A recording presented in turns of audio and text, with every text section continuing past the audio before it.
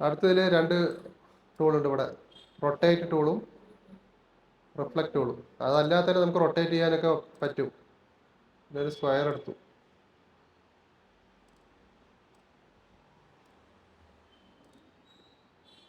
അപ്പോൾ ഇങ്ങനെ പോയി കഴിഞ്ഞാൽ സ്കെയിൽ ചെയ്യുക. കുറച്ചും കൂടി മൗസ് ഡിസ്റ്റൻസ് കീപ്പ് ചെയ്ത് കഴിഞ്ഞാൽ അതാണ്ട ഫോട്ടോഷോപ്പിലുള്ള പോലെ തന്നെ നമുക്ക് റൊട്ടേറ്റ് ചെയ്യാം. ഷിഫ്റ്റ് പിടിച്ച് കഴിഞ്ഞാൽ 45 ഡിഗ്രി ആംഗിളിൽ റൊട്ടേറ്റ് ആവും. അപ്പോൾ റൊട്ടേഷൻ ടൂൾ എന്തിനാണ്? അപ്പോൾ എന്തിനാ പറഞ്ഞു കഴിഞ്ഞാൽ നമുക്ക് നടുക്ക് ഇപ്പോൾ റൊട്ടേറ്റ് ആവുന്നത് സെൻറ്റർ പോയിന്റ് വെച്ചിട്ടാണ് അല്ലേ? നമുക്ക് കോർണർ റോയിൽ റൊട്ടേറ്റ് ചെയ്യണ പോലെ ഈ പോയിന്റ് ഇങ്ങോട്ട് നീക്കണം. അങ്ങനെ നീക്കാനൊക്കെയാണ് ഇതിനെ റൊട്ടേറ്റ് ടൂളിൻ്റെ ആവശ്യം വരിക. അപ്പോൾ റൊട്ടേറ്റ് ടൂൾ എടുത്തിട്ട് വേണ്ട ഒരു ആങ്കർ പോയിന്റ് കാണുന്നുണ്ട. ഇനി ആ പോയിന്റിന് ഞാൻ ഇവിടെ ക്ലിക്ക് ചെയ്തു. അപ്പം എന്തായി? അവിടെ നീങ്ങി. ഇനി ഞാൻ റൊട്ടേറ്റ് ചെയ്യുമ്പോൾ എങ്ങനെയാണ് റൊട്ടേറ്റ് ആവണത്? ഓക്കെ, ചെറിയൊരു എക്സാമ്പിൾ കാണിച്ചു തരാം. ഇപ്പോൾ ഒരു സർക്കിൾ എടുത്ത് വരച്ചു.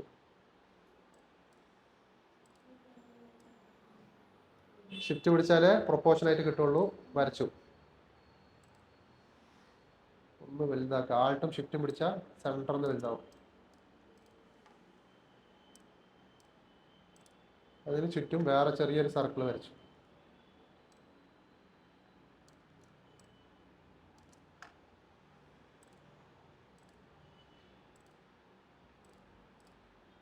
ഓക്കെ, ഇതിന് രണ്ടിനെയും കൂടി സെലക്ട് ചെയ്തിട്ട് ഇതിനെ കീ ഒബ്ജക്റ്റ് ആക്കി, എന്നിട്ട് അലൈൻമെൻറ്റ് സെൻറ്റർ ആക്കി. ചെറുതായിട്ട് നീങ്ങി. ഇനി ഇതിൻ്റെ സെൻറ്റർ പോയിന്റ് കറക്റ്റായിട്ട് ക്യാച്ച് ചെയ്യാൻ വേണ്ടി ഞാനൊരു ഗൈഡ് ലൈൻ ഇടുകയാണ്. ഫോട്ടോഷോപ്പിൽ ഇടുന്ന പോലെ ഗൈഡ് ലൈൻ വരണമെങ്കിൽ എന്ത് ചെയ്യണം? ഇവിടെ റൂളർ എന്നുള്ള സാധനം വരണം. ആ സ്കെയിൽ വരണം. കൺട്രോൾ R അടിച്ച് കഴിഞ്ഞാൽ റൂളർ വന്നു. എന്നിട്ട് ഇതിനെ സെലക്ട് ചെയ്യുക. സെലക്ട് ചെയ്ത ശേഷം ആ റൂളറിനെ കൊണ്ട് അവിടെ വെച്ച് കഴിഞ്ഞാൽ അവിടെ സ്നാപ്പ് ആവും. വീണ്ടും സെലക്ട് ചെയ്യുക. അവിടെ വെച്ചാൽ സ്നാപ്പായി. ഇനി ഇതിനെ സെലക്ട് ചെയ്തു. റൊട്ടേഷൻ ടൂൾ എടുത്തിട്ട് ആ പോയിന്റിന് ഞാൻ ഇവിടെ ക്ലിക്ക് ചെയ്തു. ഇനി റൊട്ടേറ്റ് ആകുമ്പോൾ എവിടെയാണ്? എങ്ങനെയാണ് റൊട്ടേറ്റ് ആവുന്നത്? ഇങ്ങനെ റൊട്ടേറ്റ് ആവുന്നുണ്ട്. ഓക്കെ, നമുക്ക് അതിൻ്റെ ഡ്യൂപ്ലിക്കേറ്റ് കിട്ടണം. അപ്പോൾ അതിനെന്ത് ചെയ്യുക? റൊട്ടേറ്റ് ചെയ്തിട്ട് ആൾട്ട് പിടിക്കുക. അപ്പോൾ എന്തായി? ഡ്യൂപ്ലിക്കേറ്റ് വന്നു. ഇനി കൺട്രോൾ D അടിച്ച് കഴിഞ്ഞാൽ അതിൻ്റെ ഡ്യൂപ്ലിക്കേറ്റ് വന്നുകൊണ്ടേയിരിക്കും. പക്ഷെ ഇവിടെ കറക്റ്റ് പ്രോപ്പറായിട്ട് അതിൽ ചെറിയ ഗ്യാപ്പ് ഉണ്ടാവും. അതിന് കറക്റ്റ് ആംഗിൾ കൊടുക്കണം പറഞ്ഞാൽ എന്ത് ചെയ്യണം? ഇവിടെ ക്ലിക്ക് ചെയ്തിട്ട്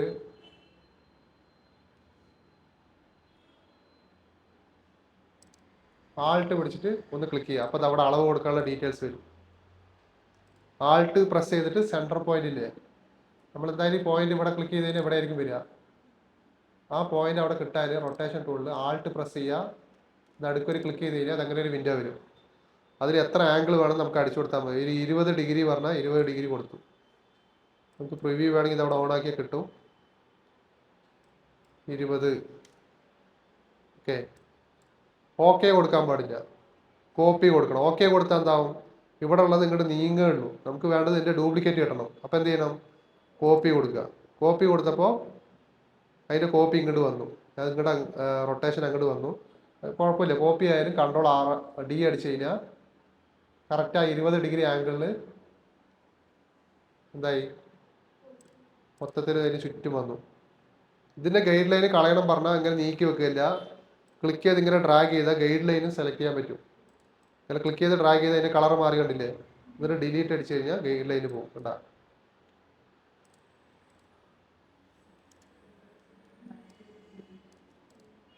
ഇനി ഇതിനെ മൊത്തം സെലക്ട് ചെയ്തു. നമുക്ക് വേണമെങ്കിൽ ഇത് അതിനെ ഗ്രൂപ്പ് ചെയ്യുക. ഗ്രൂപ്പ് ചെയ്ത് കഴിഞ്ഞാൽ എന്താവും? ഒരു ഗ്രൂപ്പായിട്ട് നീങ്ങുള്ളൂ. അൺഗ്രൂപ്പ് ചെയ്ത് കഴിഞ്ഞാൽ വീണ്ടും പഴയ പോലെ സെപ്പറേറ്റ് ആയിട്ട് വരും.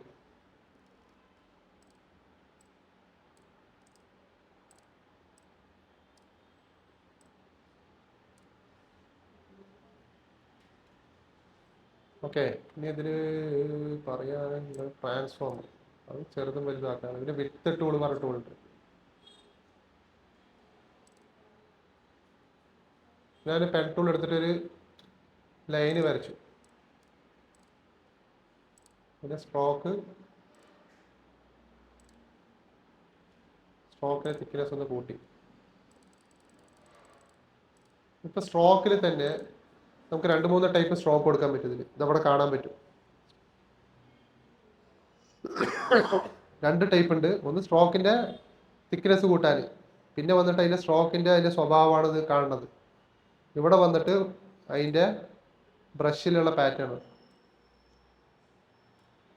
ഓക്കെ, നമുക്ക് ഇവിടെ മാറ്റാം. അപ്പോൾ യൂണിഫോം പറഞ്ഞ സാധാരണ ലൈന് ഇവിടെ കൊടുത്തതിന് എന്താവും? തുടക്കവും ഒടുക്കവും തിന്നായിരിക്കും, നടുക്ക് മാത്രം വേണ്ട ഇങ്ങനെയായി മാറി.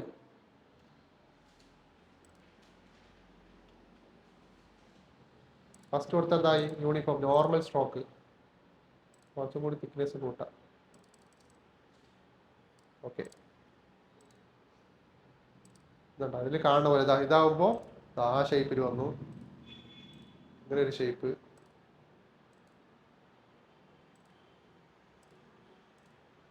ഇതൊക്കെ വരയ്ക്കുമ്പോൾ ആവശ്യം വരും ഈ സാധനങ്ങളൊക്കെ.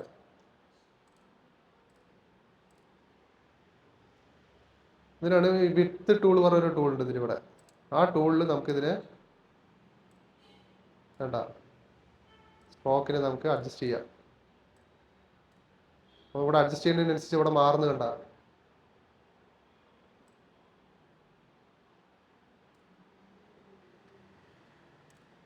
ടെക്സ്റ്റ് ടൂൾ നോർമൽ ഫോട്ടോഷോപ്പിലുള്ള പോലെ തന്നെ ക്ലിക്ക് ചെയ്ത് കഴിഞ്ഞാൽ നമുക്ക് ടൈപ്പിംഗ് സ്റ്റാർട്ട് ചെയ്യാം.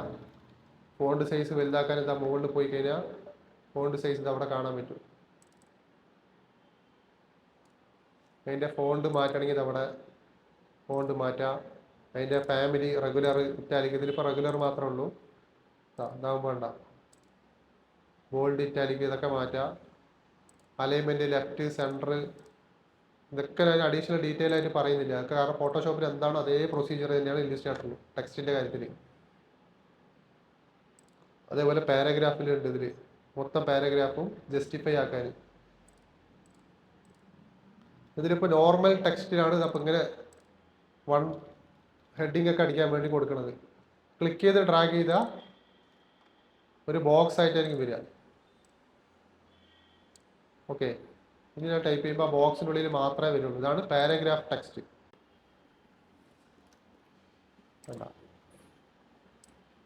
ഫോണ്ട് സൈസ് കൂട്ടിക്കഴിഞ്ഞാൽ ആ ബോക്സിനുള്ളിൽ മാത്രമേ ഫോണ്ട് അഡ്ജസ്റ്റ് ആവുള്ളൂ.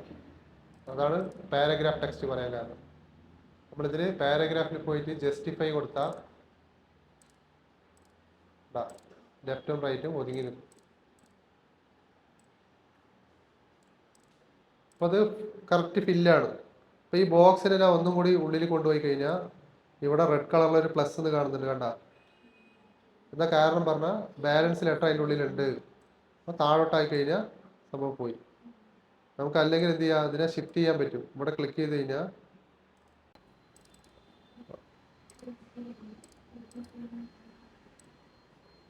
അപ്പോൾ ഇതിനൊന്ന് ലൈന് പോകണുണ്ട. ഇതിന് ഞാൻ ലെറ്ററുകളെ ചുരുക്കി കഴിഞ്ഞാൽ അത് അതിലേക്ക് ജമ്പാവും.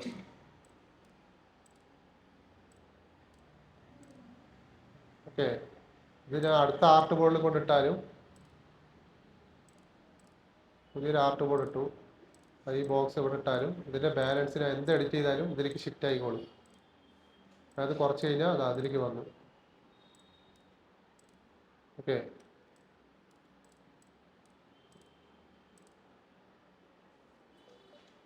ഇതാണ് പാരഗ്രാഫ്. ആ ബോക്സ് വരച്ചുള്ള ഗുണം അതാണ്. നേരെ മറിച്ച് നോർമൽ ടൈപ്പ് അടിച്ചു കഴിഞ്ഞാൽ നമുക്ക് പാരഗ്രാഫ് ഇങ്ങനെ അറേഞ്ച് ചെയ്യാൻ പറ്റില്ല. ഓരോ തവണയും ലൈൻ അഡ്ജസ്റ്റ് ചെയ്തുകൊണ്ടേ ഇരിക്കേണ്ടി വരും. ഇതാകുമ്പോൾ ഓട്ടോമാറ്റിക്കലി അഡ്ജസ്റ്റ് ചെയ്തോളും. ഇനി ചെറിയൊരു പ്രാക്ടീസ് നിങ്ങൾക്ക് കാണിച്ചു തരാം.